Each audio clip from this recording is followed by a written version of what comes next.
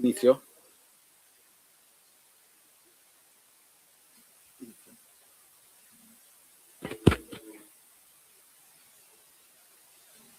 Good afternoon. Welcome, everyone. First of all, I would like to thank the President of Milan Bar Association, Antonino Lalumia, and the Vice President of Milan Bar Association and Chair of CRINT, International Commission of Milan Bar Association, Francesca Zanasi, and everyone who made Talk to the Future and today's events possible. I would like also to warmly thank our panelists who have joined us from different jurisdictions, geographically very far from Italy, to engage in this discussion with us. I sincerely hope that today's exchange will be useful for all participants. Now we have the opening address by our President, Antonino Lalumia.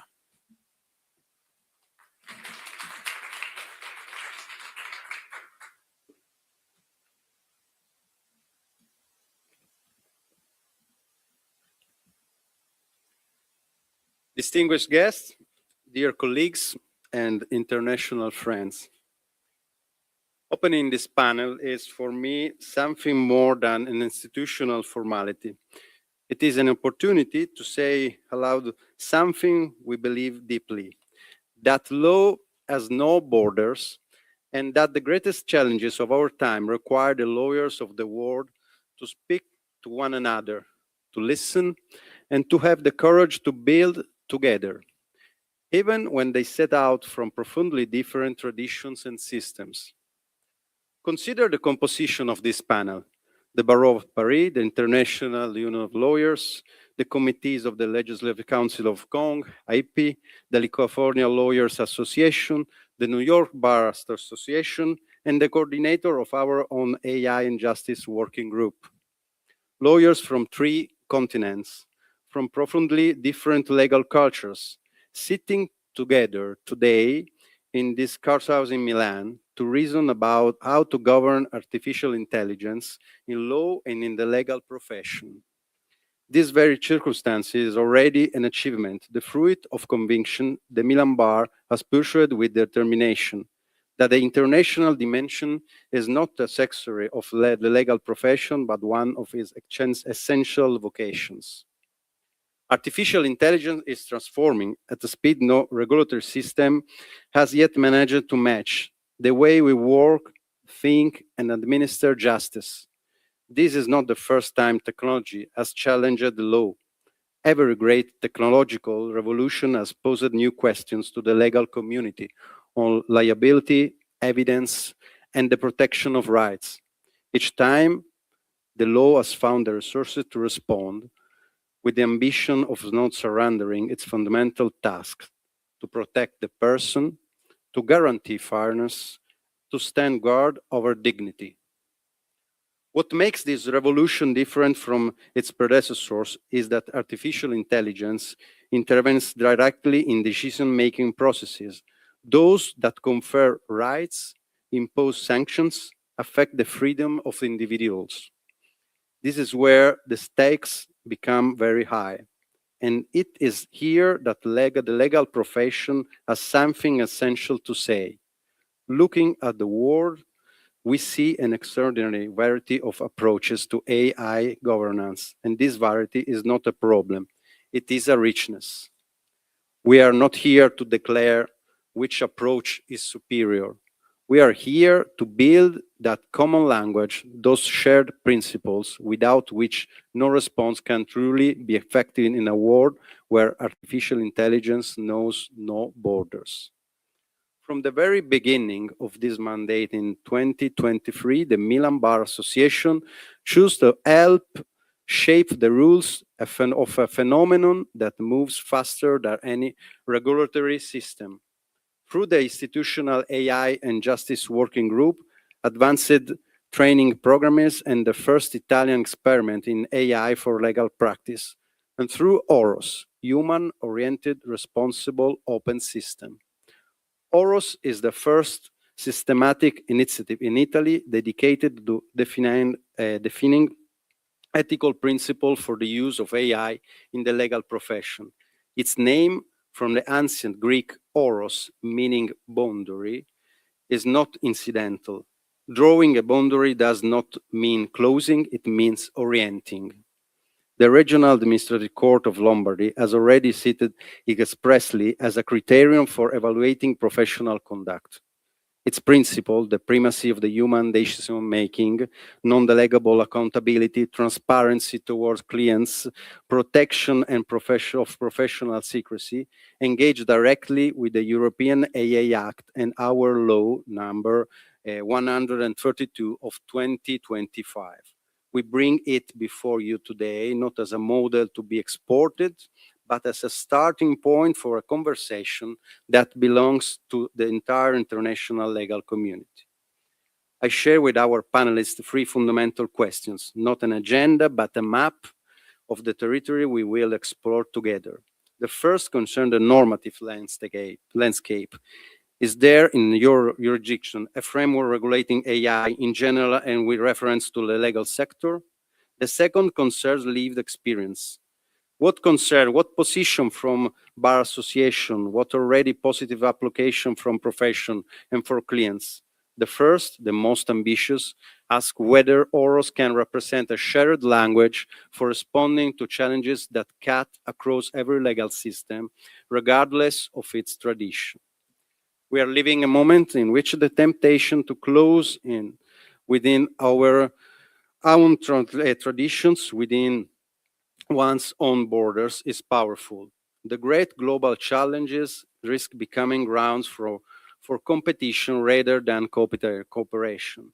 I believe the international legal community carries a particular responsibility, not because lawyers have answers that others lack, but because the tradition of law is one of the few that always know how to build bridges across difference, finding in the universality of fundamental rights a common ground on which to stand together.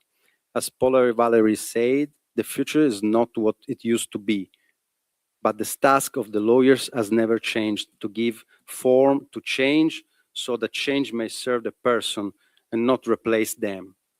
It is this conviction, and with genuine gratitude for your presence to each one of you, that I open this panel. Thank you very much, and welcome to Milan.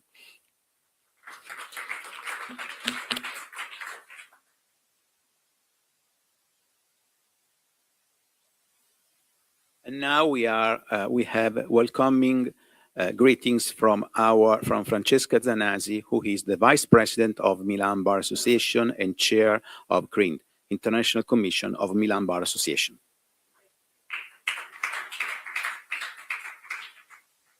There was written Denasi, not Zanasi.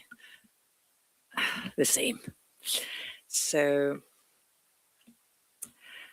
good afternoon, everyone, distinguished guests, colleagues, and international speakers.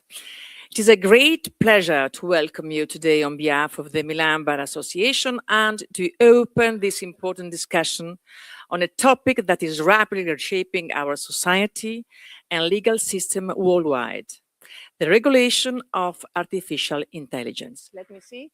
It's translating properly? Yes, great. Artificial intelligence is no longer a future prospect. It is already a concrete reality affecting economies, professions, public institutions, and fundamental rights. For this reason, the legal community cannot simply react to technological innovation. It must actively contribute to guiding it, helping to establish shared rules, ethical principles, and effective safeguards capable of addressing the complexity of an increasingly interconnected world.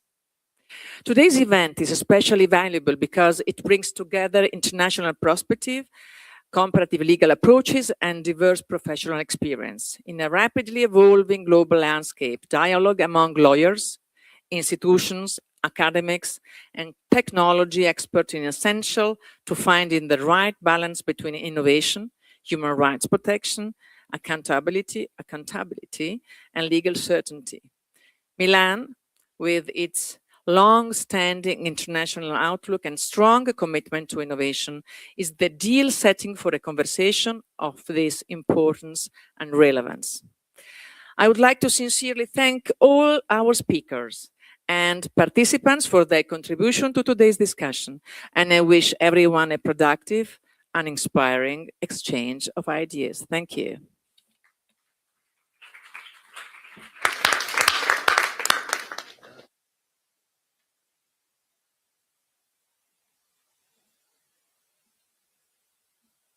Okay, I called the first panel.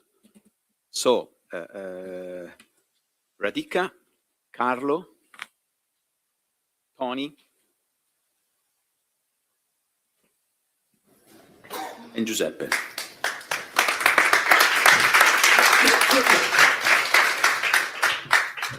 Okay. The middle. The middle? In the middle. Okay. Thank you. Lady in the middle. Oh. Thank you. Okay, as you know, as we know, today's panel is entitled AI Regulation Worldwide Comparative Analysis and International Perspectives. With this discussion, we aim to look beyond Italy and better understand, through the perspective of our guests, what is happening in their respective jurisdictions, as well as within the broader debate taking place among international legal associations. This is Talk to the Future, and I borrow the words of the Czech poet Rainer Maria Rilke, who said, "The future enters us to transform itself with us long before it happens." That is to say, the future transforms us before we were aware of it, and the same goes for AI. Throughout these two panels, we will focus on some of the key issues surrounding the relationship between AI and the legal profession, fully aware that the interaction between AI and legal practice is evolving at an extraordinary rate. At this point, I would like to move directly into discussion and give the floor to our speakers. The idea is to make this panel as interactive as possible, encouraging dialogue not only among the panelists themselves, but also with the audience. I would like to begin by introducing Giuseppe Vaciago, who is one of the authors of Horos. Giuseppe is a criminal lawyer and is the coordinator of AI and Justice Working Group of Milan Bar Association. And I will start precisely with the name of Horos. Reading Horos and reviewing the various reports about AI, one point stands out that is sometimes taken for granted. We reflect and debate on how and why technology may replace human beings. At the same time, we find ourselves discussing, engaging with one another and questioning ourselves, our profession, and technology itself. This coming together is fundamental because human beings, including lawyers, are defined by relationships. For this reason, we need to create spaces and occasions for shared reflection and mutual support, where we can better understand what AI is proposing to substitute or replicate. The name Horos is certainly distinctive, and I would like to ask Giuseppe, where Horos comes from, how the work leading to the drafting of this charter developed, what needs and concerns you tried to address, what kind of tool you intended to give to lawyers. Thanks a lot. I think that I have 10 minutes, so I will summarize all these wonderful questions. But before, I would like to thank the President and the Vice President and all the Milan Bar for this wonderful initiative that is not only Talk to the Future, but is also the attention that this bar gave to AI. I think that this is an important point that we need to underline every single time. The idea of President Nino La Lumia to create this event, but at the basis of this event, there is as you said previously, the idea of OROS, that obviously I was just one of the authors, but the idea comes from all the Milan Bar, that was to create some limit, I would say, and this is why we also use the Greek word, basically, but a limit that it does not mean that we need to stop the innovation and stop the use of AI, but to see all the risk also that AI has for our profession. And we anticipate some point. For example, we started with OROS in 2023, but the international case of hallucination started after OROS project, just to give you an idea. So it was an anticipation of some of the risks that then unfortunately happen not only in Italy. In every jurisdiction we have case. I think that the first one that we all mentioned was in New York State, if I remember well, but then we will have other colleagues that will explain about it. So this is the idea of OROS and the anticipation of the time that for which I would like to thank the Milan Bar. Then what is the OROS? OROS basically are three things. The first is a charter of principle that I will briefly explain, 10 principles. There is also a permanent observatory that mapping AI solution for the legal market. So the idea is to give, we are not able to give AI for free to the even if there is some project that want to do, but it's really difficult for the attorney to have this opportunity. We are not able to make any suggestion about what is the best tool for the attorney. What we want to do is to help the attorney to analyze and to have the mapping of all the tool, because one of the important things is to have the mapping of all the tool, but also to see and to filter this kind of tool on the basis of some compliance characteristics that are really important, like security, the data protection, IP. I think that these are the three main issues, and in the future also EU AI Act that we have now is blocked, but we will have apply in the next year, and we need to give to the attorney, to the Milan Bar attorney, all the information regarding this fundamental compliance issue. So we have this permanent observatory that is basically a website where all the attorney can have access, not only Milan attorney. Then we have a digital literacy program for all the attorney of Milan, and again, I hope also not from Milan. It's, if we are able, also we can extend this to other bar. And the AI literacy is composed on two different issues. One is to create a online course that is basically 40 hours of course, that is a general course on AI. And so we start from the legal prompting and the agentic AI system, also obviously for the system that are present in Italy. Then we go to the compliance issue and again, all this kind of stuff. But then there is another project that is really interesting made by the Milan Bar, that is a project that is related to any single tool. So the idea is, again, to give an advance, to give to an opinion, but also to help the attorney to know what kind of tool they can use, creating the single laboratory for any single tool. I just want to explain this concept because it's important. I don't think that now we need too much, especially here, to explain to the attorney what are the risks. I think that basically the risk is known. We have always figured out that we have this issue, but I think also that we explain how to use this tool and how to use this specific tool, because any tool has different characteristics. And we don't want to say that the specific tool, like now I mentioned the most important in the world, but I don't want to make any advantage. So Legora in Europe and Harvey in United States are the most used now also in some Italian law form.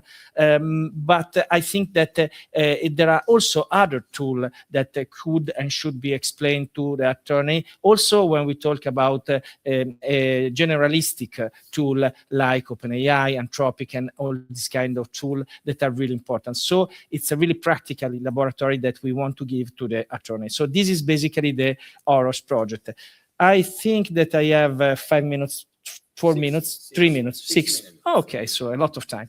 So I would like to go through the single principle of the OROS chart, and I start with the most important, that is legality, fairness, transparency, and responsibility. So these 4 main principles are based on the chapter and the cluster A, I would say, of the charter, and I would say that are the foundation of this charter, because I think that the point of the transparency, obviously, legality and fairness, it's clear what is it, but transparency, it's a really important point, and I would like also to open the discussion with you and with the other panel, because we had also this Italian law that give to us an obligation of transparency.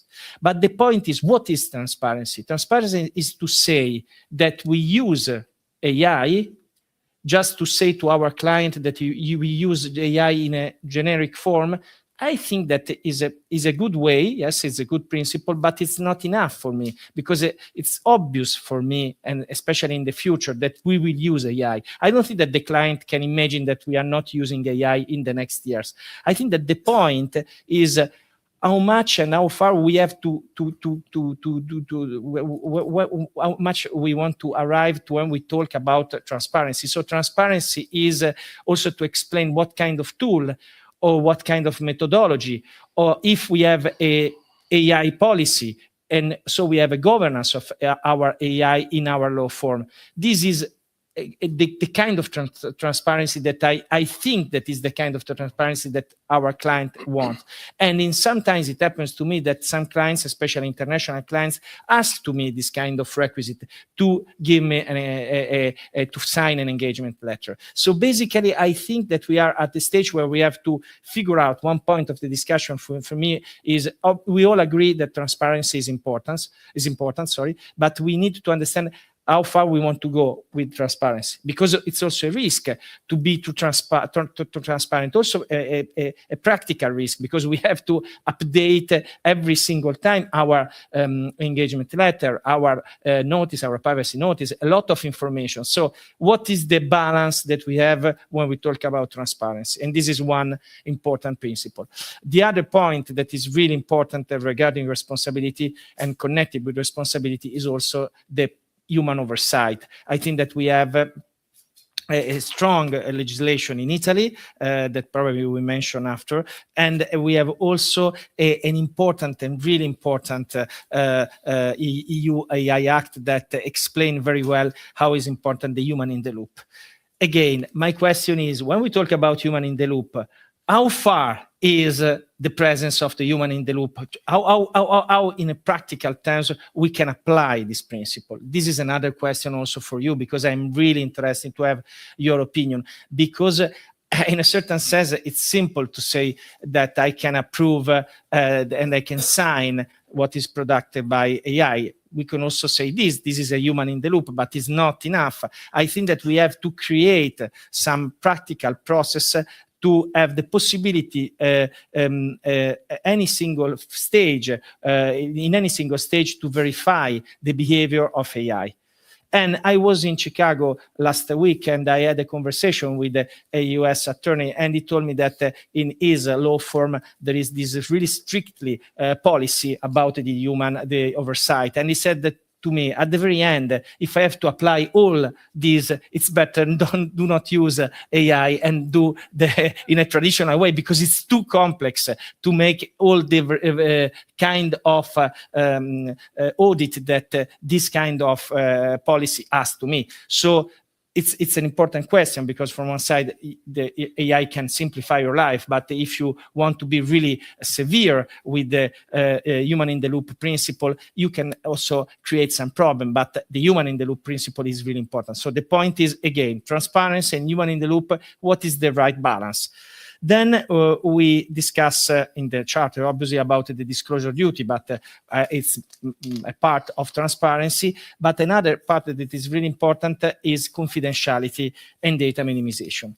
I mentioned, I had a conversation with this German lawyer that experienced something that I had to admit I did not know in these terms. And he explained to me that in Germany, the situation is very, very different rather than Italy, because the German bar explicitly asked to have an agreement with the owner, with the provider of AI, that explicitly give some guarantee about the data minimization and the data anonymization. So the point is, only Microsoft basically accept to sign this kind of agreement. And so the suggestion of the National German Bar is to use just this tool Verify. That is basically Copilot. That is a wonderful tool, but is a huge difference rather than Legora, Harvey, Lexom, and all the other wonderful tools that we have in Italy, but also around the world. So I understand the opinion of the German bar, and I think that is a point of the discussion. But again, it's really risky to say and to ask to Anthropic that, just to give you an idea, because now the trend is an Anthropic trend. Last year there was the OpenAI trend, but now we have Anthropic trend. And I would like to tell you that Anthropic did not sign the data privacy framework. That is the agreement between EU and US. So basically, they decided not to sign this agreement. That for us, it's really important, because if they don't sign this agreement, you need to have a specific clause to use that kind of tool, Anthropic tool, that basically is Claude. I finished my time, but this is the last point. And then I would like to underline this part about confidentiality, because what is and what can we do in the next future with this kind of situation? So in my view, I think that we need to accept a little risk that our data can disclose, because as we were discussing before, also when we decided to use cloud and system, we in a certain sense took this risk. So basically, yes, there is a huge difference between, as we mentioned before, cloud system and Claude. I agree, but at the same time, basically, we lost our data since we use this kind of system. But the confidentiality point that is really important in the charter is a really important point. I stop here because I think that these three principles are really important, and I suggest, obviously, to continue to read it, because we have also the English translation of us. Thanks.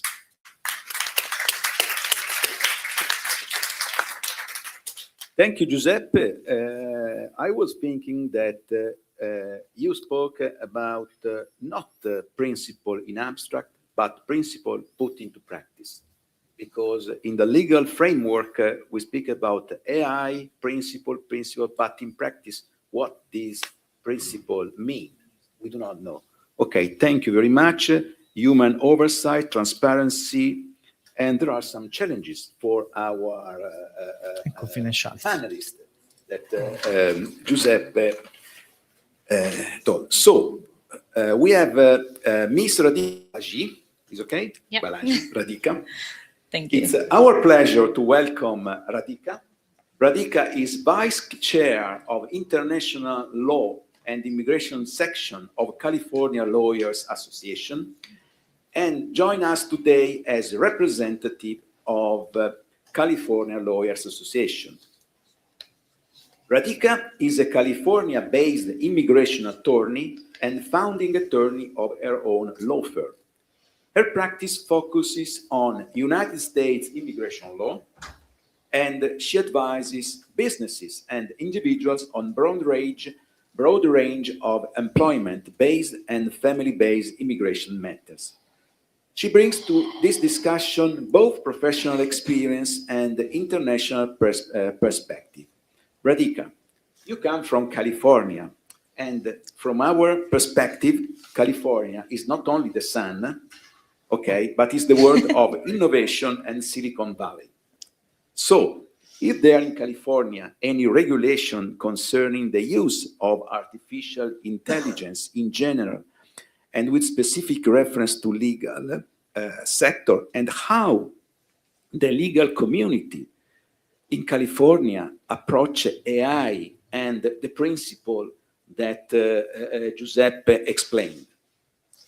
Thank you so much. Good afternoon, everybody. I am so happy to be here, and I thank the Milan Bar Association for inviting the California Lawyers Association to represent California and what's happening there with respect to AI and the challenges the legal profession is facing. Giuseppe has brought about a lot of the challenges that are existing for everyone in the legal profession. It's not just in one country, it's universal. Especially with the way technology has been evolving over the years. I think the legal industry was one thing we thought would be untouched, but I don't think that's how it is. Everybody uses, as you prompted, that everybody uses AI, and I think for me, I think I want to talk a little bit as an immigration attorney, because I work with individuals who have a lot of challenges and who have a lot of challenges, especially in an administration which has brought about a lot of challenges in immigrating to the United States. And so I think justice is something that is that needs to be delivered. And in the legal profession, it is our bounded duty to do that. And with AI and usage of technology, I think the biggest challenge is the human intervention. I think we do not, as attorneys, we do not first realize how technology works. And I think initially we were using cloud technology, softwares, and different types of platforms.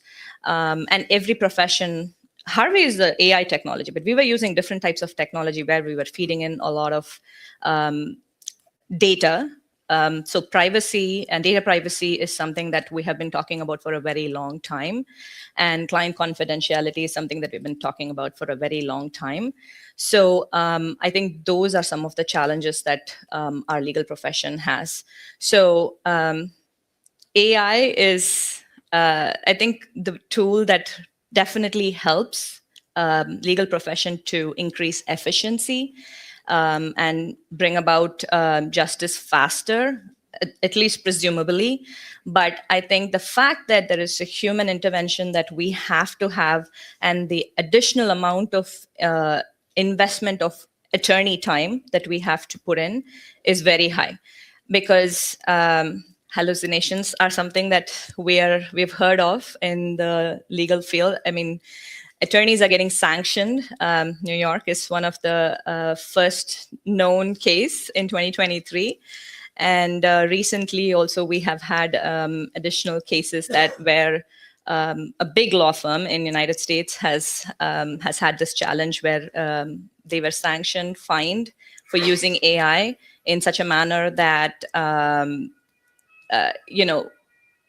the justice was probably not supposed to be delivered that way. And definitely it's not a respect to the profession, nor to the tribunal where it is being presented. So as attorneys, taking the time to go into every single case law is hard. In age-old technologies, library gives me that kind of feeling. It was never codified. We used to have to climb up ladders, look through each section to find out which book is going to, or which section of the law is going to apply to us. And then we started having a library code where, we had like little cards which would give us codes and numbers where we used to go, and then that became a digital technology where we were able to glue it through the computers.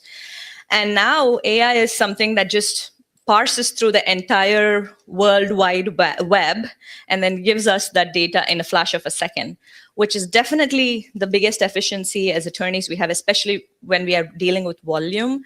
But the fact that a lawyer's intelligence is in the way they can actually explain a particular law and explain both sides of a coin is what makes us lawyers who we are.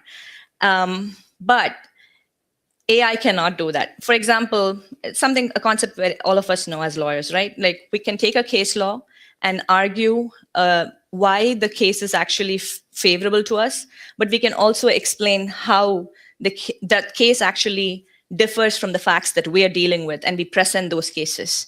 But AI may not be able to do those challenges, may not be able to think like a lawyer. So our intelligence is something that we definitely have to bring to the picture. And I think that comes from the fact that we are able to apply our humanity, and that's how we are able to deliver justice to our clients.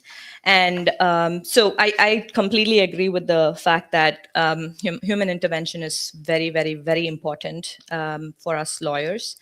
And where am I on time? I still have a lot of time, I guess. Just a question. Yes, sure. Is there about a bill in January 2026 filed with the California Legislative Parliament about regulating AI? Can you tell us something very, very briefly? Sure. It's the Senate Bill 53, which was introduced by our Governor Newsom. I guess it was a race to be the first state to introduce it as a bill and pass it, especially because California is, especially Northern California, is the AI hub where, let's say, 80% of the world's technology arises from. So I think the goal of the state is to ensure that we are able to advance technology without getting stuck. And so it is very important to make sure that there are regulations, although it's through guided principles. I think the fact that technology has always been evolving and AI is evolving at a rocket pace, it is really hard to have a regulation saying, okay, this is going to be the law for the next 10 years. That's not going to happen, because we have to be able to adapt to the newer technologies as they become available. And so I think the goal of the SB 53 is to ensure that technological companies do not feel like they are going to be, the advancement in technology is going to be challenged, but yet making sure that the public are not deceived by any product that is being developed. And briefly, I just want to say that I think cyber attacks have always been known, but here I think there are different, I mean, I'm not a technology specialist, but as lawyers, I think we need to know the basics of how technology works. And I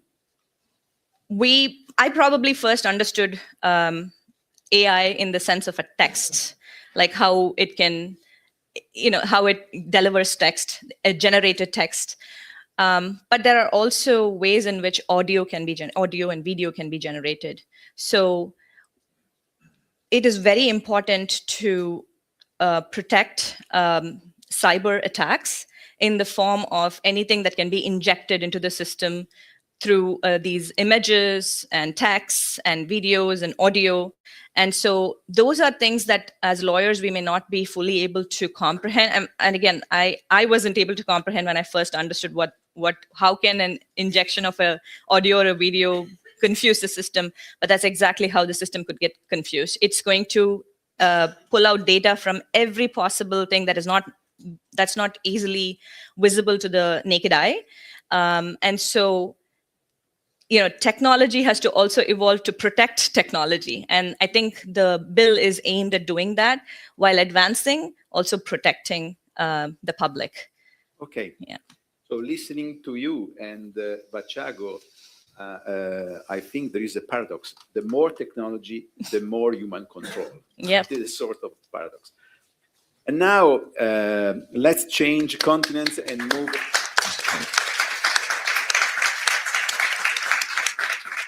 Thank you.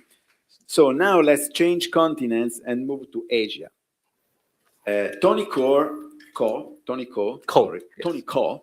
is a barrister and has an extensive experience in commercial dispute resolution, financial regulation, and digital assets. He regularly acts in digital assets disputes and enforcement actions. Tony is admitted as Guangzhou, Hong Kong, Macau, Greater Bay Area lawyer and has a broad experience in litigation in Hong Kong and China. Tony, moreover, serves in various public roles, including temporary deputy registrar of a high court, deputy district judge, and chairman of the Buildings Appeal Tribunal.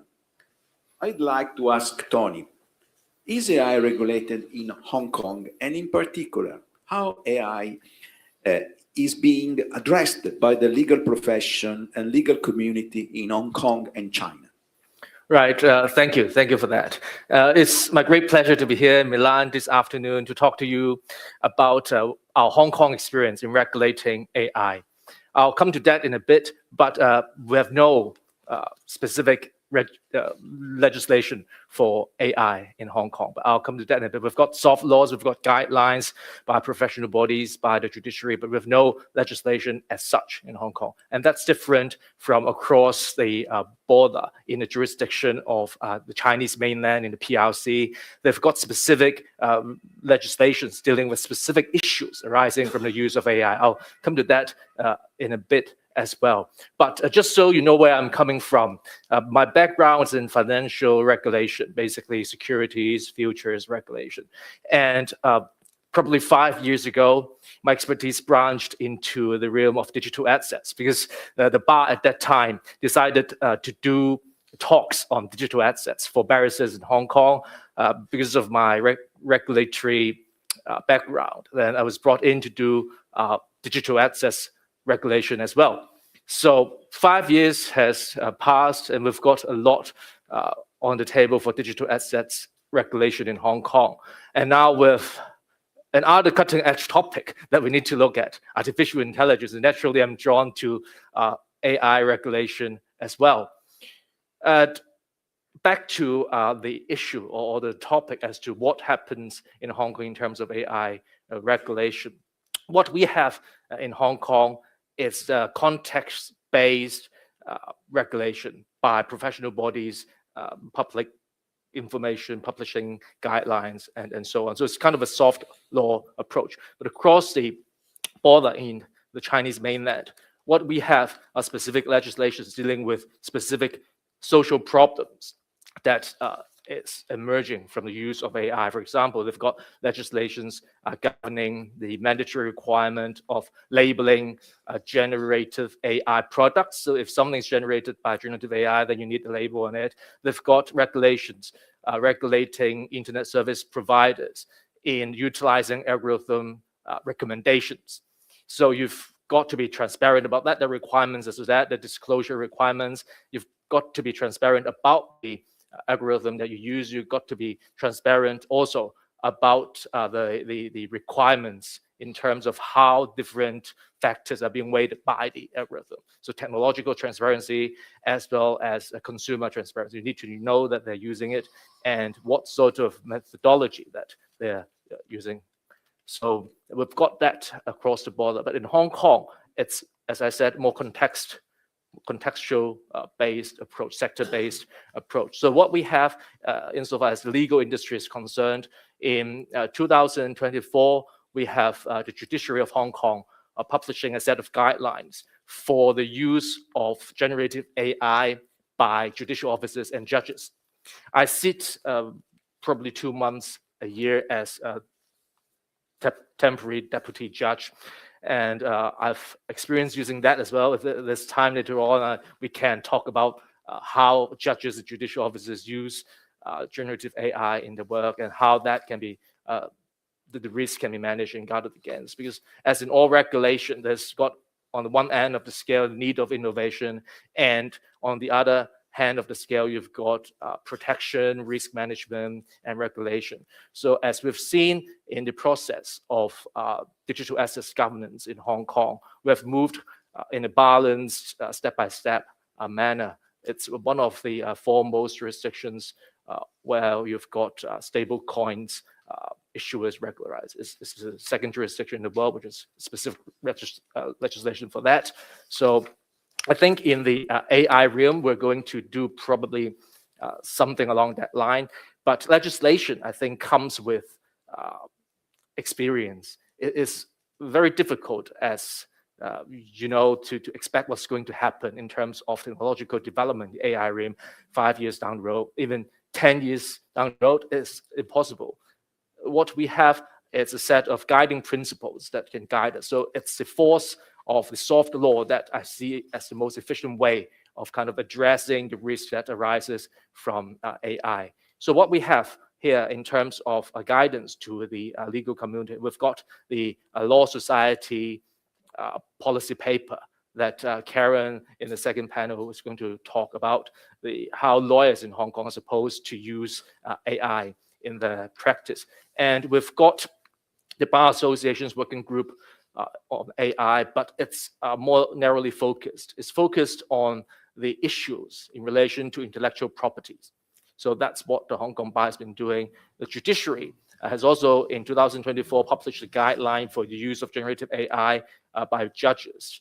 And I think that rather comprehensive document can be summarized thematically into a few letters, and I like to use acronyms. So since we're here in Milan, we're in this very historical building in Milan, and so MILN, Milan. So we've got an M in terms of how judges are to use generative AI in writing judgments in deciding cases. The first is M for mandatory checking, basically, mandatory verification.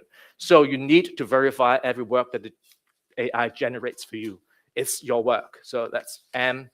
And I, it's I am the judge, to sum it up. So you've got the responsibility to make the decision. You can't delegate it to an AI. So you are the judge, you make decision. I am the decision maker.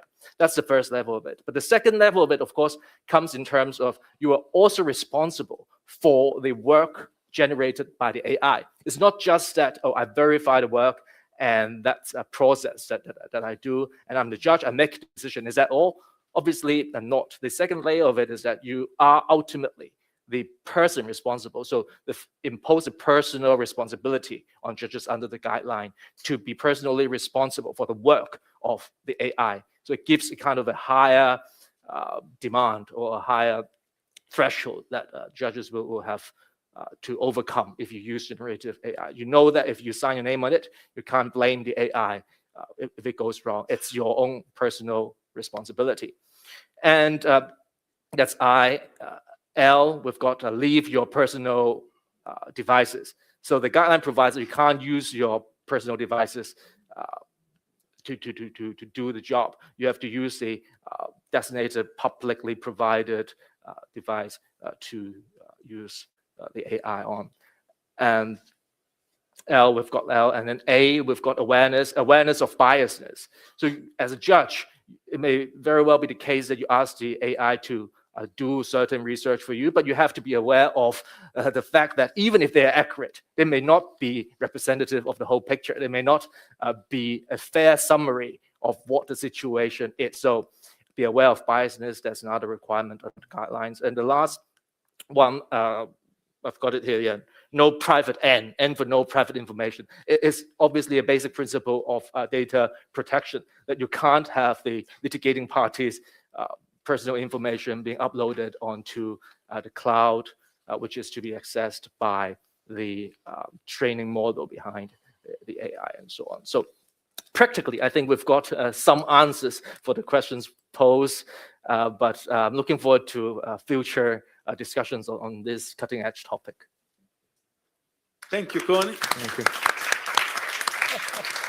Well done about that. Transparency and responsibility from another point of view, from another perspective, is very interesting. Thank you for stressing these two concepts. So now we move to Carlo Mastellone. Carlo is a business lawyer with a strong focus on international business law. Carlo is the immediate past president of Unione Internazionale des Avocats. Unione Internazionale des Avocats was established in 1927 and with members in 110 countries is a global and multicultural organization for the legal profession. During his mandate as president of Unione Internazionale des Avocats, Carlo focused on strategic areas very important for the legal profession and legal community: sustainability, dispute prevention and resolution, migration, and artificial intelligence, and on the responsible use of artificial intelligence within the legal profession through the development of practical guidelines and policies. Carlo, Unione Internazionale des Avocats has been working on AI for some years. So I would like to ask you how UIA, Unione Internazionale des Avocats, has approached the artificial intelligence issue. Well, thank you very much. Thank you for the invitation. Coming to Milan is coming to the city where I grew up, learned to be a lawyer. For 9 years I lived here. Then I went back to the city where I was brought up. Although I was born in London, I was brought up in Florence. And yes, let me see what I can share with you after listening to the three speakers, panelists before me, about transparency and human in the loop. Actually, human in the loop, now it might even become human in the lead. Confidentiality, and thank you, Radhika, for talking about justice, and Tony for your comments. Let me just share with you that the UIA has produced a set of guidelines on the use of artificial intelligence systems by lawyers that I will not go through. They are published on our website, which is www.uianet.org, and were approved by the Congress held in Paris in October of 2024. And I stress 2024 because although they are guidelines, they might already be outdated, and they go through the most obvious items of understanding, lawyers to understand, confidentiality, privacy, and data protection, the duty of competence, relationship with clients, and there we go back to transparency, of course, relationship with other lawyers, and responsibility. And I'd like to just make a few comments about responsibility and young lawyers. We are very keen. We have a next gen committee, and I think the two aspects that need to, and I'd like to contribute to this afternoon, start with these. Because concerning responsibility, and I must say, you know, congratulations for the Milan guidelines, and I love the part that's not in here, which is on environmental sustainability. That's very centered. And of course, there is a sustainability issue regarding AI, which concerns not only climate change, but also financial sustainability. That's on sort of 24 Ore of today, in fact. But coming to responsibility, I think everyone has said today that lawyers are and remain fully and solely responsible for any decision taken. And we need to ensure that we have sufficient professional insurance coverage for that responsibility. But here we come to the paradox. The paradox is that regulators do not require regular audits for fairness, bias, and transparency. So the paradox is, holding lawyers responsible for outputs that we as lawyers cannot audit or sometimes cannot comprehend. The second paradox is similar, is that generative AI accelerates drafting, no doubt about that. But every citation, every quotation has to be checked for accuracy.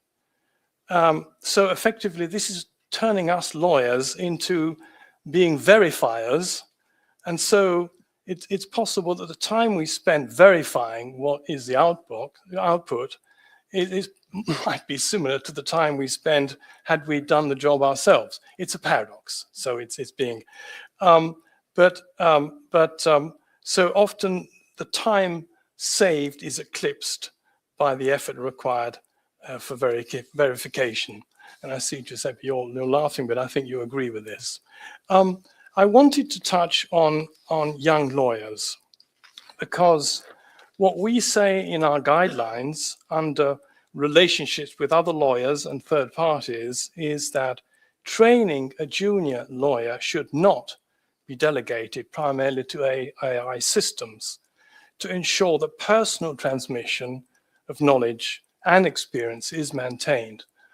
So we still are back to where, despite being a large law firms, we still need to be a boutique and have a personal relationship with our junior lawyers. Of course, there are opportunities for junior lawyers who are much more advanced than my generation in understanding the future.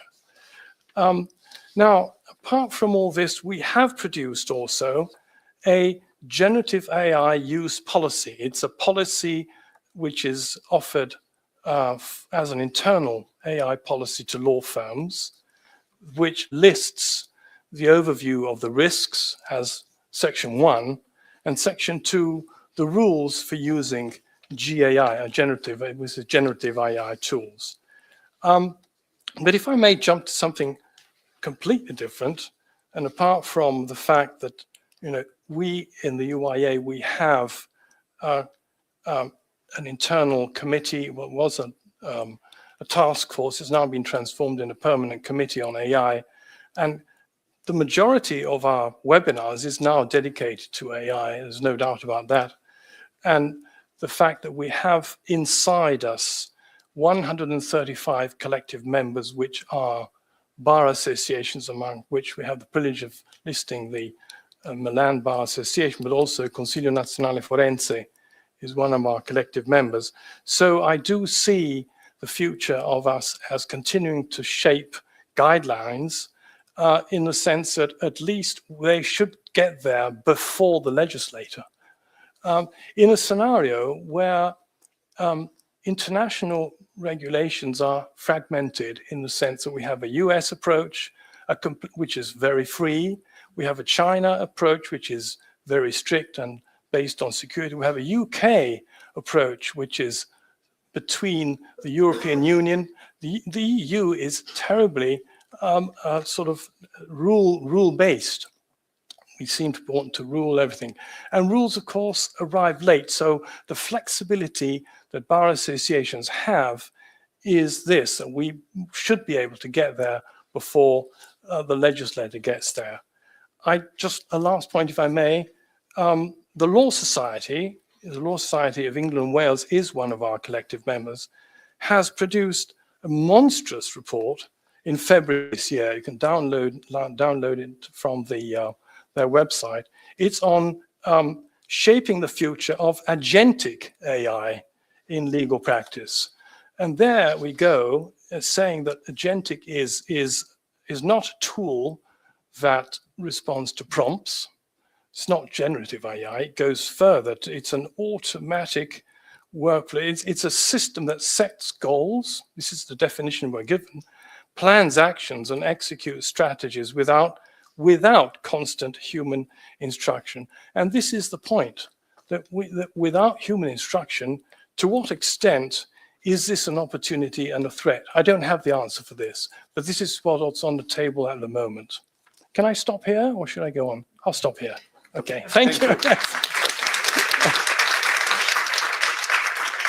Thank you, Carlo.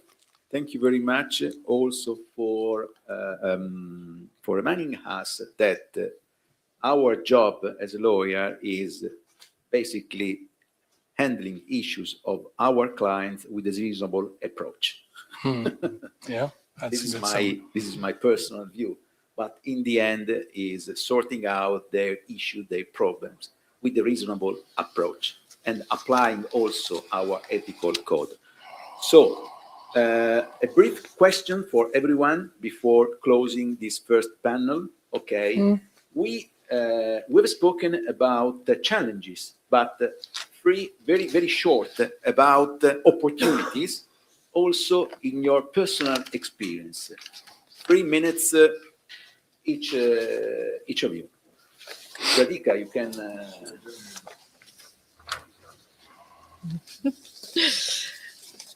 3 minutes.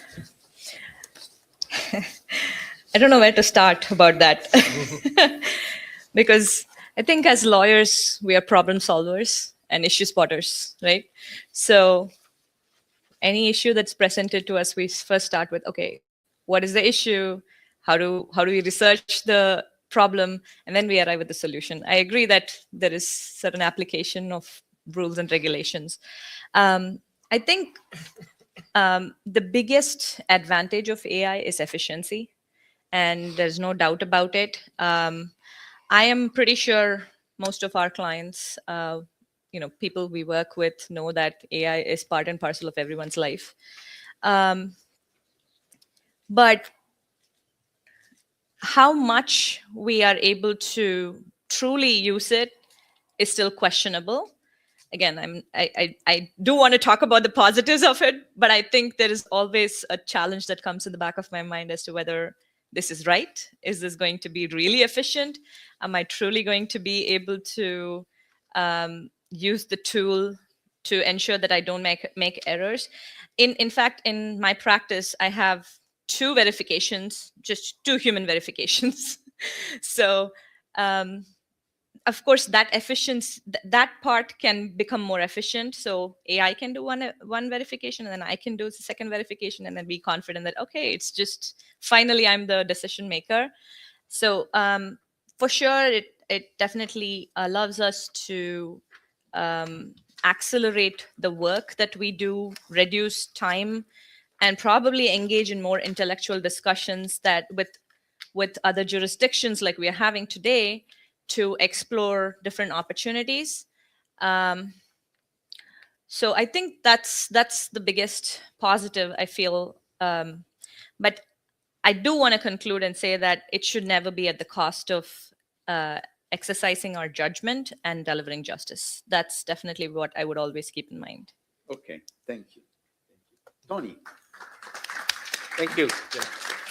The biggest challenges, one of the biggest challenges and one of the biggest opportunities that I see from my perspective is basically the same thing on misuse of AI. It's the biggest opportunity as well as the biggest challenge. Because in terms of opportunity, if there's bad actors, as always, we see in numerous industries, if there's bad actors in the jobs for lawyers, so it's definitely going to open up a host of regulation cases, regulatory issues, enforcement issues, and so on. So that's opportunity. But in terms of challenges, in terms of bad actors, we've got bad actors by people, say, for example, using deep fakes as part of the fraudulent scheme to scam people into fraudulent transactions. We've got a case in Hong Kong in 2023 where a company financial officer was tricked into transferring 200 million Hong Kong dollars into another bank account. He's got doubts, but those were addressed in a board meeting, which was deep faked, basically. So it is a big loss for the company and their enforcement issues and so on. So that's, of course, human bad actors. But on top of that, we've got AI bad actors. Recently, I've seen the report published by Anthropic saying that we've got AI blackmailing issues.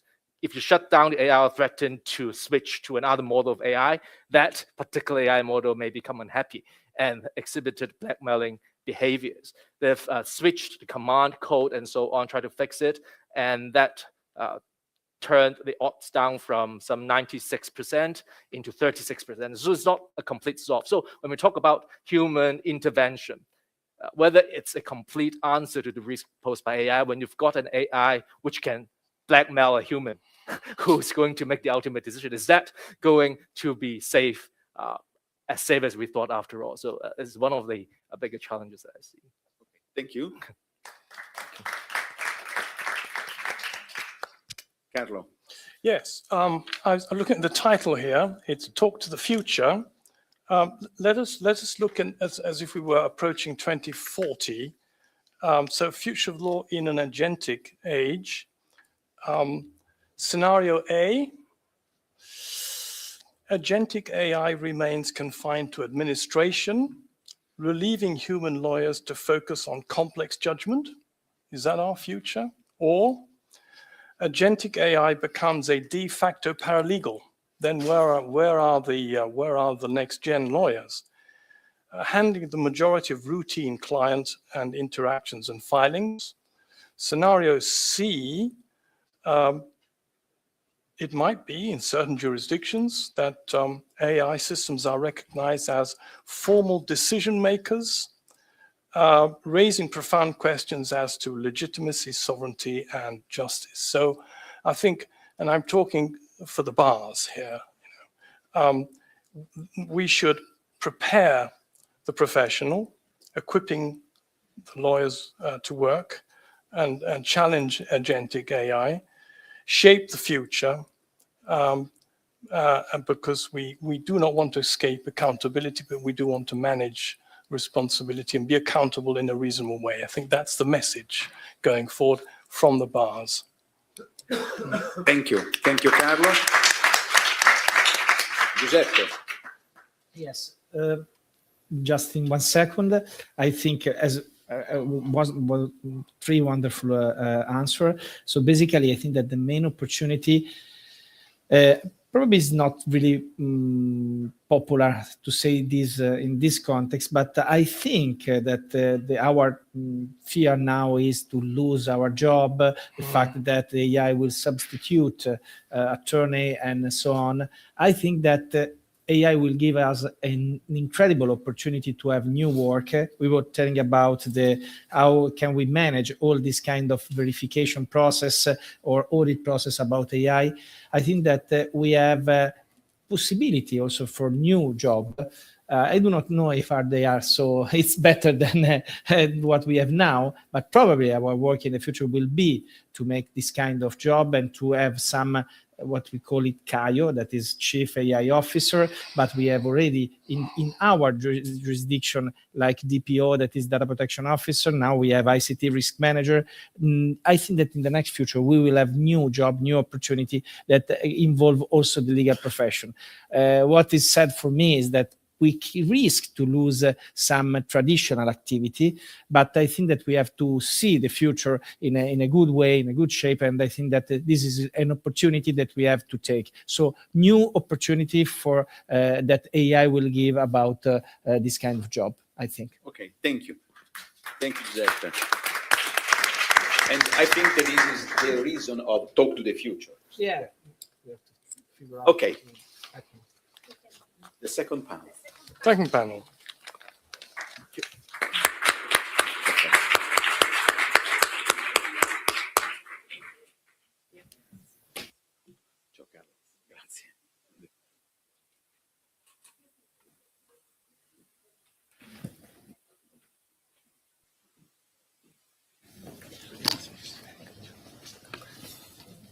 Grazie. Yes, thank you. Is there a sitting arrangement?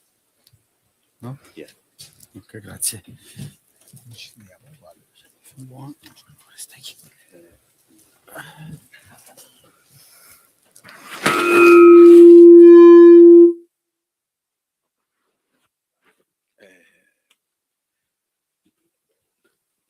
And now we move to the second panel.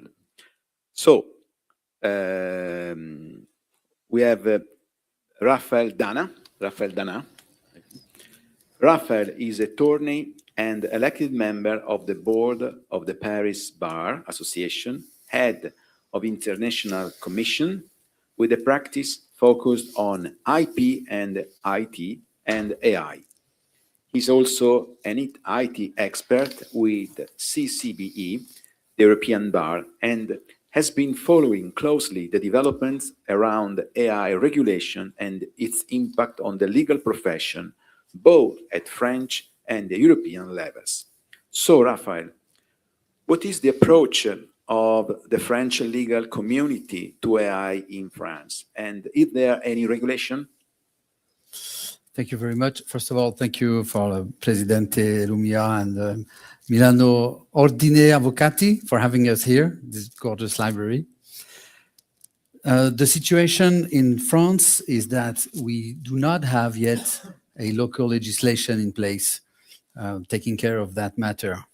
So it mostly falls within the AI Act, which I'm sure you know has partially been into force since February 2025 for the high-risk systems, and that is going to be in full force in August 2026. So it's coming up pretty soon. Everything else around the use of AI, either by lawyers or by everybody, actually, but by lawyers because this is today's topic, is governed by the previous rules that we have had in place in France governing the legal profession. So in France, it's a law of 1971 that establishes most of today's current rules. So it's mostly around confidentiality, conflict of interest, information of the client, all the foundation principles that French lawyers have to comply with. So that's the current framework as binding rules are. In addition to that, we do have guidelines. I've heard our other esteemed co-panelists, many bars are drafting guidelines, white papers, because what we see at the Paris bar is that lawyers are asking us for guidance.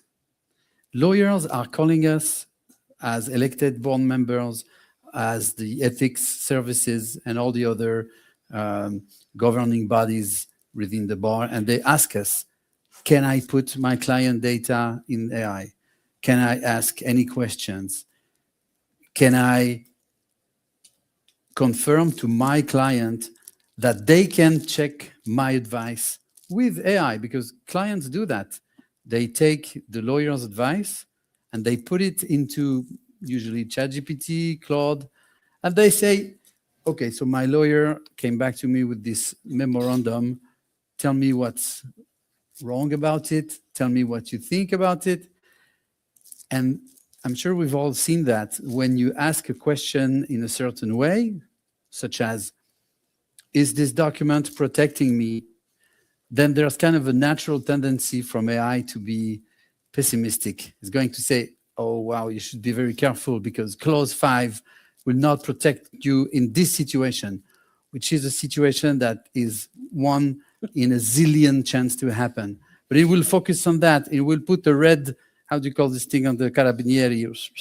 A red turning light. I don't know the English term for that. Gyrophare in French, sorry. Girofare? No. And it will say lightning bolts. Oh, but clause 5 is very dangerous because if this and that happen, then you're in massive trouble. So lawyers are asking us to help them. We are getting there. We are drafting guides. The French bar has a white paper on use of AI that came out in November 2025. And what we call kind of the French national bar, because we also have one bar that oversees all the local bars, had a guide that came out a few weeks ago, which is pretty dense. And maybe we will go back to that when we talk about Horos and comparing. So that's my initial presentation for the current state of play in Paris and in France. Okay. Thank you, Raphael. Thank you. Now, so Raphael told us that lawyers are asking for guidelines. Okay, Simona. Now to Simona. Simona is the president of IPPA Italian Group, International Association for the Protection of Intellectual Property. Simona is an IP lawyer with broad experience and is a lawyer admitted at the Supreme Court of Italy and founding partner on the Milan-based law firm LGV Avvocati, specializing in industrial and intellectual property law. She regularly publishes in legal journals in both Italian and English, and recently edited the commentary on AI Act's intellectual property provisions. In 2023, she became president of the Italian group of IPPA. So, Simona, I ask, lawyers are asking for guidelines, and from the perspective of IPPA, what is the approach? What is the perspective of NLP lawyers? Thank you for the question. Thank you for inviting me. AIPPI is focusing very much on AI at all levels because we are IP lawyers, so we specialize on copyright, patents, know-how, all of these assets are involved by AI. At the moment, we are trying and creating a questionnaire that we want to use not only for the legal profession, but also for all the stakeholders involved in IP matters, therefore extending to authorities, offices like offices registering trademark or patents. Of course, lawyers in private practice, lawyers as in-house counsels, and IP attorneys, those who register these assets. Because of course we have to understand how AI is used, to which extent, and what all these different entities feel about this new reality. We think that we have been focusing a lot about lawyers and duties falling upon lawyers, which is good. But at the same time, we think that there should be a kind of holistic approach because all the stakeholders should be involved with transparency and accountability and acceptable use. So we would like to know also what court should disclose when they investigate a matter, and also what kind of AI use and at what level, in what time, because otherwise, of course, there would be, in our opinion, a kind of asymmetrical and possibly unfair regulation of the matter. At the moment, the two main issues are transparency and acceptable use, but I think that probably acceptable use is the one that creates more issues. And we have been talking a lot about transparency, so I will skip for the moment this point, and I would focus on acceptable use, because we have been thinking a lot about, for instance, what exactly AI system should be allowed to do in the realm of our profession, which is a reserved professional domain for many reasons, because there is the need to protect the client, there is the need to respect ethical rules, there is supervision by third bodies. None of this applies to artificial intelligence, and there are situations in which artificial intelligence only provides information, but there are also situations in which generative AI actually provides opinions, takes some information from a specific case, and then comes up with a solution. Is this allowed? Is this something that should be allowed? There is already a case, I think, in the US dealing with a situation in which litigation was due to a number of continuous claim raised using artificial intelligence only. Then there is another, I mean, we should be focusing on a number of other issues, like, for instance, what happens if, as it is already happening now, clients come with products of AI, especially, for instance, for IP attorneys, who have to register trademark or this kind of stuff, and they just ask us to print our stamp and file before the authority, only taking responsibility for, of course, a very reduced amount of fees. And this is a very tricky situation because it triggers a lot in terms of ethic and liability, but also sometimes we as professionals are forced to face this kind of request by clients. And if we do not agree, we know that there are other players on the market that could force us to exit our profession if we do not agree. So there is an extreme, I think, need for supervision by competent authorities to avoid this kind of result, which would be extremely disruptive. And then only to mention a final issue is something that I'm concerned, and I think we should also be concerned, because we produce a lot of work and content, and these are provided to clients, and clients may use this to feed their own artificial intelligence, and also may use it to feed artificial intelligence tools that are then provided to third parties. So in a way, we need to understand how we should protect our work and try to avoid feeding artificial intelligence system that will finally replace our jobs, at least to a certain extent. And I think that we have been discussing a lot about protection of copyrighted works of art and output in terms of music and audio, video, etc. But maybe we as lawyers should focus on our work and how can we protect us? Is there any way we can output for the use of our work by artificial intelligence? And if yes, how? Thank you, Simona. Thank you very much. So I need a lawyer when they use artificial intelligence to protect myself. I think so. Thank you very much. So Karen is a solicitor with more than 20 years experience. She's council member of the Law Society of Hong Kong and partner of international law firm HFW. Karen specializes in complex cross-border corporate and commercial litigation, international arbitration, banking and finance, and white-collar crime and regulatory matters. So, Karen, Raphael and Simona put on the table some challenges for our profession. I told I need a lawyer to protect myself, and I would like to ask you about the guidelines of Hong Kong Law Society for lawyers concerning the use of artificial intelligence. Thank you. So first of all, thank you for inviting me to Milan. It's a very beautiful city. The last time it came was 15 years ago, where I was proposed and engaged here. So it's a very special place for me.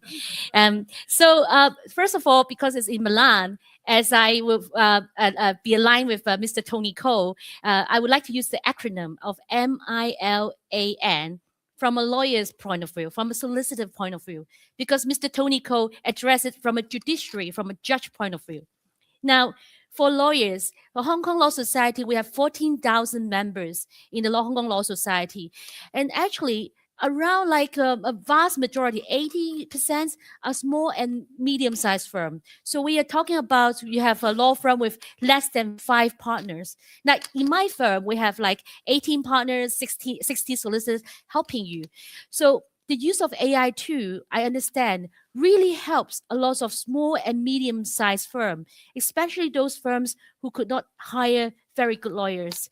And so the question is, in this AI tools, which really disrupt the legal industry, because everyone, even your client, can be a very good lawyer now.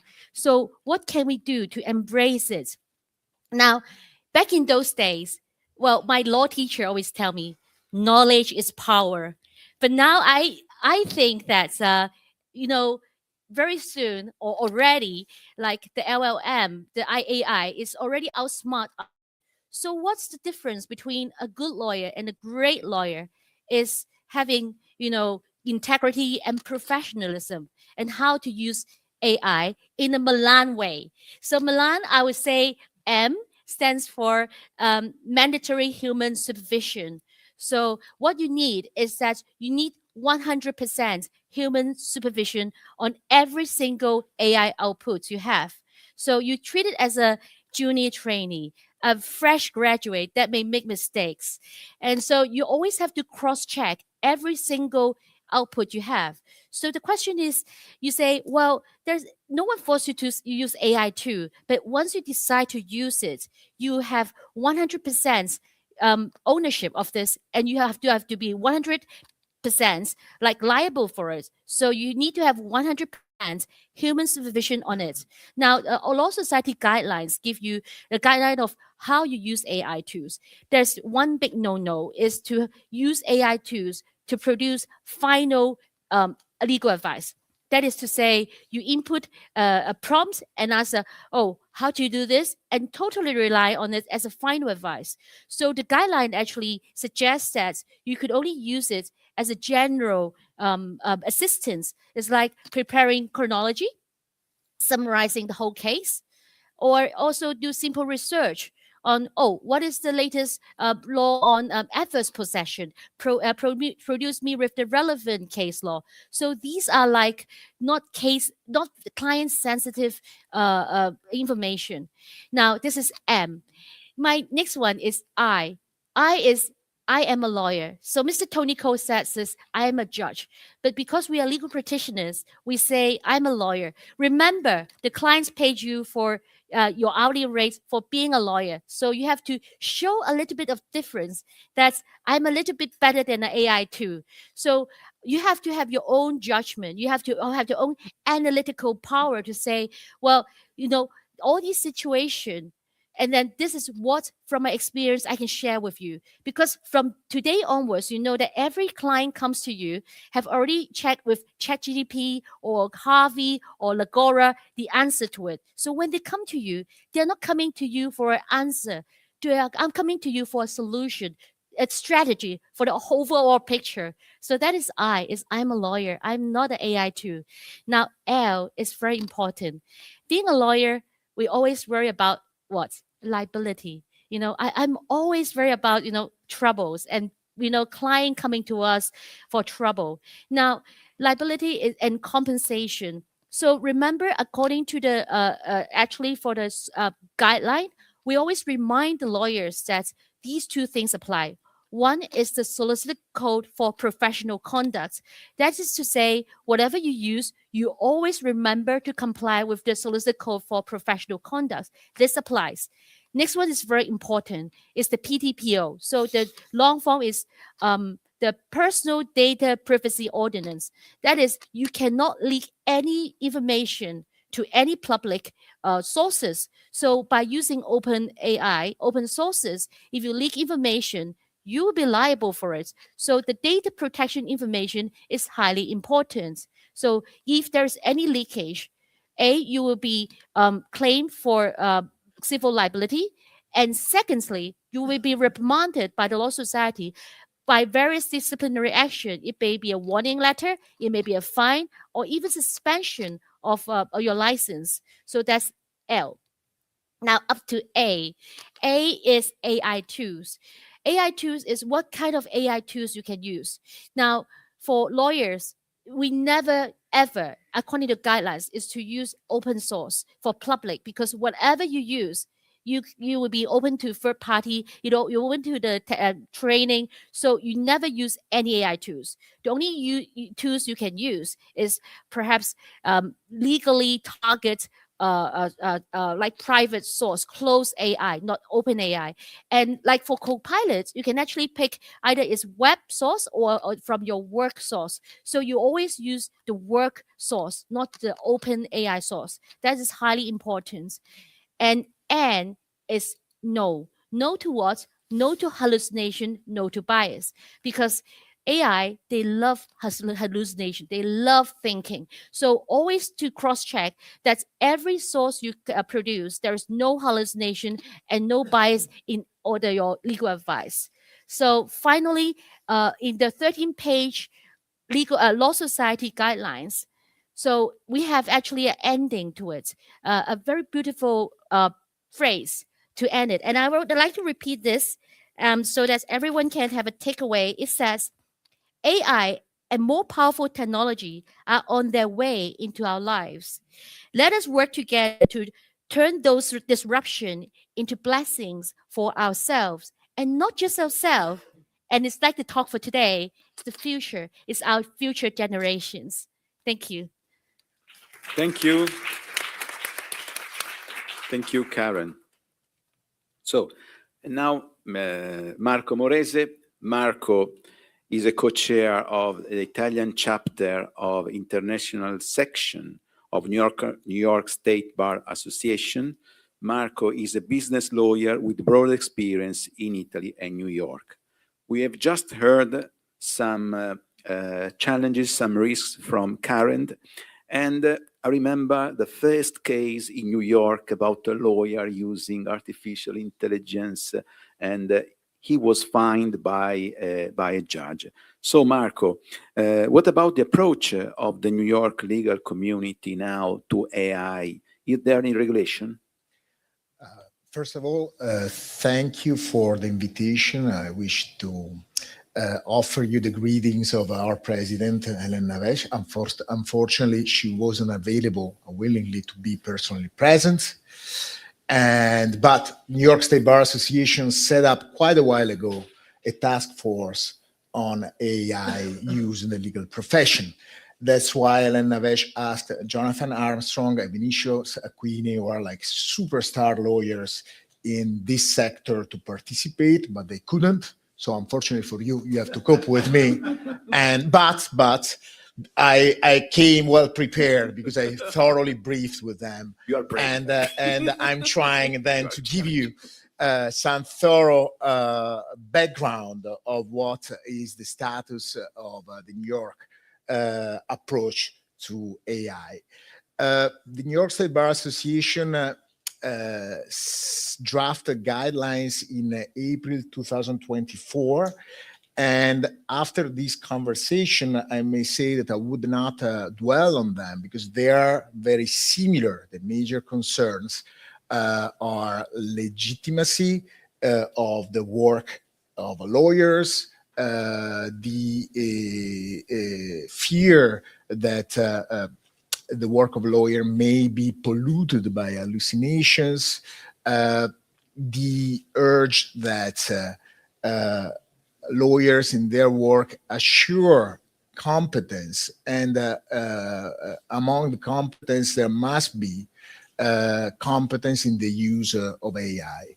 The approach is very similar to what we hear in Hong Kong, in Paris, and being a dual qualified lawyer, I'm particularly proud to be invited here and learn about the initiative by Bar of Milan that shows to be a forerunner even the AI field. There is Damien Charlotin, who has a database that counts the numbers of reported hallucination cases. It counted so far 1,350 hallucinations reported in 33 different countries.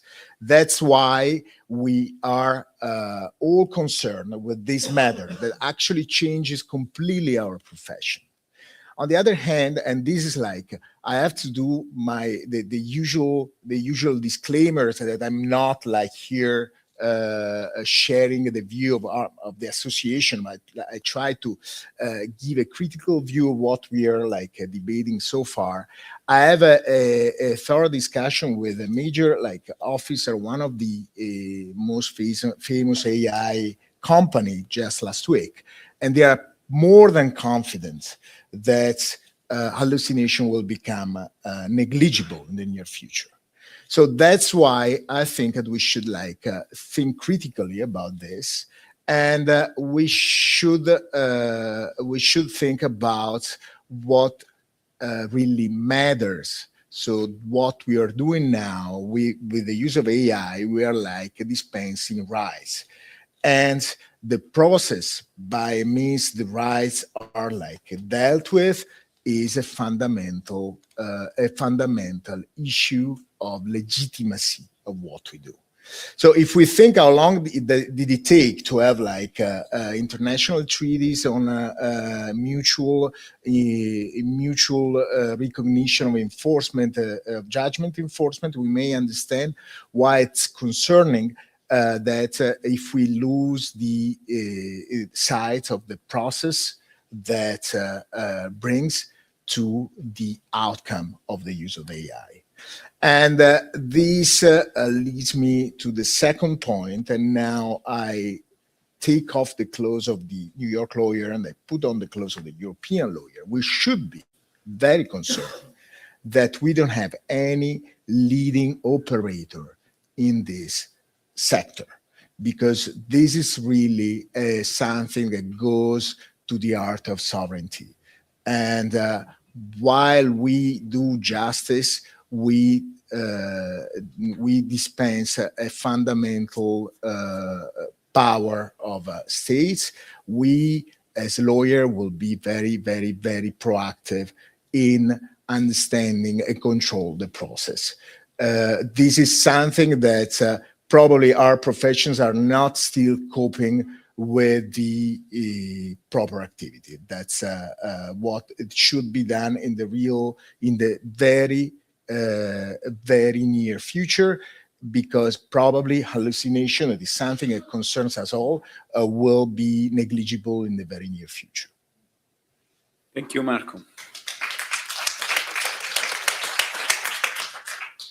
So another question. So today we heard about the horrors, these principles. We heard about opportunities and so on, and challenges. So there are many tools on the market. So I would like to ask you, Rafael, and all the other panelists, in the age of artificial intelligence, when so many AI tools are available, what is the most important element for a good lawyer? Also, I know, Rafael, that you worked for the European Bar Association. So tell us also something about this job. Well, that's a great and also very tricky question, because there is not a one-size-fits-all solution. And also, it would be difficult for me to push one forward in terms of unfair competition advantage. There are some that I personally appreciate, but it doesn't mean it's good for everyone. You are very right. There are many solutions on the market. What I'm comfortable in saying is that they all share the same confidentiality issue. When you work with the SaaS model, obviously, like was rightly pointed out by Karen earlier, when you work with a closed loop AI working only on your own documents, kind of like the way banks function. Banks have two computer systems. They have one that is open to the public so that the employees can access the internet and send emails. But they also have a second one that is in closed loop, that is absolutely not open to the world. So when we take the same thinking process with AI tools, we could think of having only on-premise, which is the official technical term, on-prem solutions, which is the opposite of SaaS, and that would be safe, but it's super expensive. So this is the type of tools that only large international firms can afford. When I say super expensive, I think I have friends in very large law firms, and it starts close to €1 million to implement, maintain, operate, backup, keep up to date. So only a few firms can afford that type of AI budget. So the solution that we are pushing, and that is step by step appearing in the guidelines, is to make sure to not use non-anonymized data. So we go back to the reflex we have based on the GDPR. Now we have to have a dual thinking process. As a lawyer, I have a duty to confidentiality, to secrecy. The things our clients tell us cannot be shared to any third party. They trust us with this. They give us our deep secrets, especially if you're a criminal lawyer. Respecting the defense of your client also means making sure that their secrets are safe, regardless of the tools that you are using to implement the strategy, drafting your briefs, making research, because if you type in the research, I have a case to submit, this is what happened, this is the context in that municipality, possibly another strong AI is going to be able to find who's behind that so-called pseudonymized, anonymized data. Again, this is something I do also privacy law. We've had that issue for years. Medical, clinical research organizations, laboratories, they want to be able to use patient data. We cannot put patient data in the system if you can go back to who the patient was, because nobody wants third parties to know what kind of sickness, disease, problems you have. So it's kind of the same thinking process. So I know I'm not giving you a straightforward answer. As a lawyer, you're not surprised. I'm doing my best here. But what we see is people being aware that to respect confidentiality, they cannot put client documents into AI systems.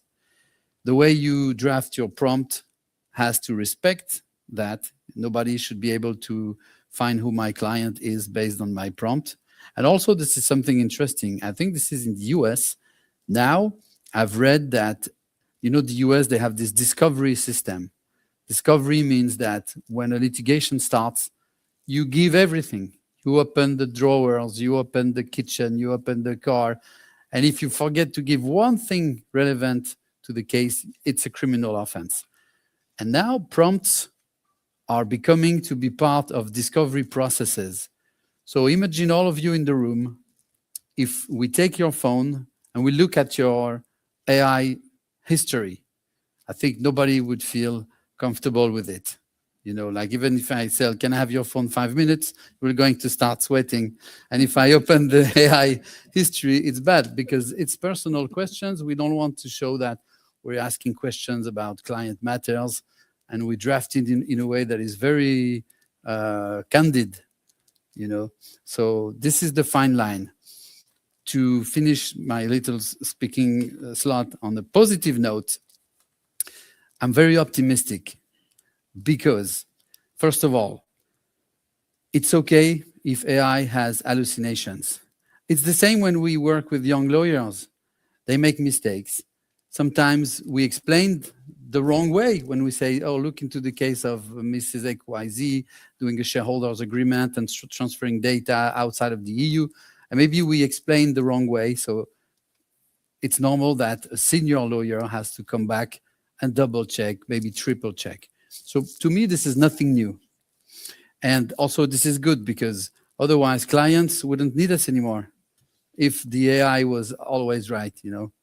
But on that front, and I will leave the floor after that, liability is key. And this is why I like the L. I was curious, if we do the same thing in Paris, you need to find PRIRS with principles. I'm sure you can pull it off. P is personal liability, A for accuracy. She's ready. Yes. Oh my God. R for reliance. You're the best. I for integrity, and S for security. Yes, amazing. That's it. So people, you need to know, Stability. Karen is human, but with her, she has like 50 agents working all the time, Yes. AI agents in real time. So It's good. impressive. Kathmandu. Yeah, the K in Hong Kathmandu, I Kong, can that's do it another as one. Initials would be. So just my last word on liability, and it goes along with fees. Hopefully we have enough time to talk about fees, because clients say, oh, it took you 5 minutes, how can you charge me thousands? And the answer is the same for liability and fees. You're not paying because it took 5 minutes, 5 hours, 50 hours. This is a way to have a notion of the complexity. What you do pay is my liability. If I make a mistake, I'm liable. I'm insured up to millions and millions, and you will get damages if I make a mistake. ChatGPT, Claude, Mistral, whatever you use, they have terms and conditions that tell you this is for informative use only. Please double check with a professional. And I think this is the value that us human lawyers will always have. Thank you, Raphael. Sure. Simona, from a perspective of an IP lawyer. Well, I don't know whether this is the perspective of an IP lawyer. I can tell you, first of all, what I don't like. I don't like artificial intelligence that always says yes and tries to keep me engaged and tries to provide always a feedback that sometimes is trivial. I want an artificial intelligence that is very sharp, synthetic, short, and on the point. And it's not always the case. I think also that, taking also the suggestion from other panelists here, I would like to see something similar to what happened in the software industry a few years ago. I've been advising for the software industry for many years. And you know that at a certain point in time, the open source movement took the floor, which was a kind of initiative that was shared by a community, a large community, whereby everybody could understand how the architecture was. And this would mean that on the one hand, we would understand algorithm used, and there would be a large, a continuous and dynamic check also against mistake. So my preference, if it's all possible, I don't know whether this is possible, would be that we could develop our own European tool. And this, in my opinion, should be as open as possible, should be as affordable as possible, meaning that it shouldn't be very expensive and only accessible to big entities, and also to avoid monopolistic effect. I think that, of course, artificial intelligence tools are very important, but what is most important is data set. In my experience, whenever I use artificial intelligence, replies are quite accurate when there is a lot of content behind that they can scan, while they are generally very generic and not really on the point when the content is scarce, which is often my case because we work in this kind of environment. And I think that data set should be the focus of investments, because we should try and have as large and as accurate data set to be provided to this kind of, very fantastic open source tool. And that basically is it, because at the very end, I share what I think is probably the vast majority of opinion here. I wouldn't like to see a lawyer who is a verifier. I mean, I also share the view that hallucination is something that will go away pretty soon. And on top of that, I wouldn't like to spend my time. Even when I have to check the work of my younger colleagues, sometimes it's boring, isn't it? So, we shouldn't be just verifying a quotation, this kind of stuff. I think we should take the decision. We should have the strategic vision. We should use artificial intelligence to accelerate what is boring and spend our resources to take meaningful decision. That's my take on how we should shape artificial intelligence. Thank you, Simona. Thank you very much. And Karen. Yes, I'm creating more acronyms so that people won't fall asleep because I'm this penultimate speaker.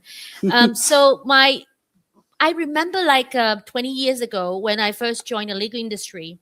So we don't have Lexis, we don't have Westlaw, we don't really have the internet, we use fax machine.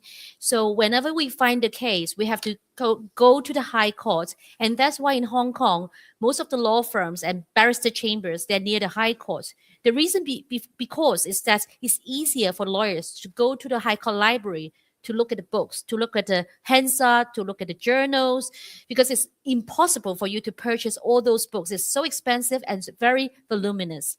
Now, that was 20 years ago when I first joined the legal industry.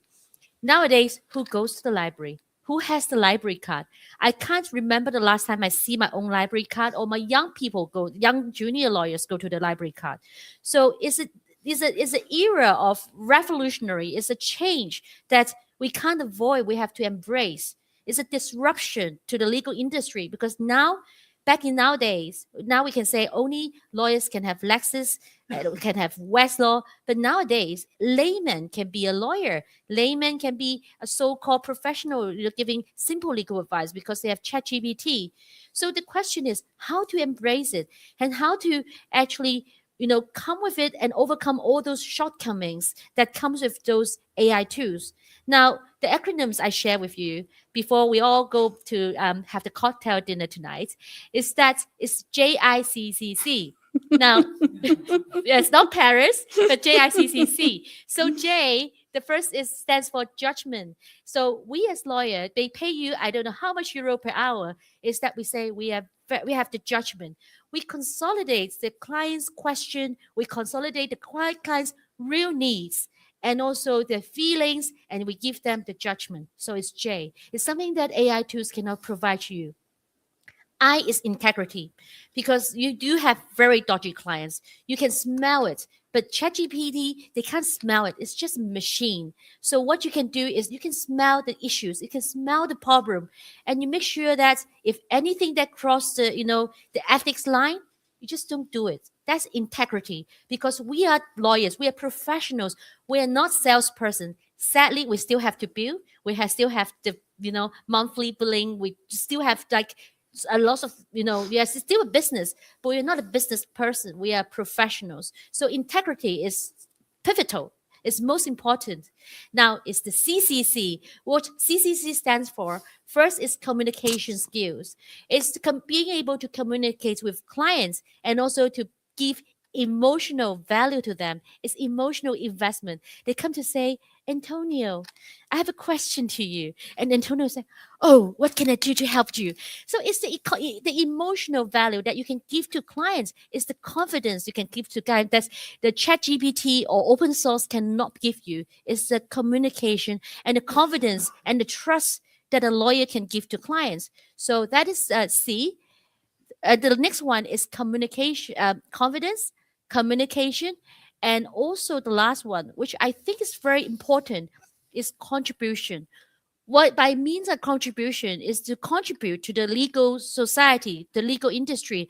And we have to convince the international world and also the institution that, with AI, lawyers will not be tainted by hallucination. With AI, it actually assists us to become a better lawyer. So it's a contribution to the legal society. We produce this white paper, we produce positional paper on AI.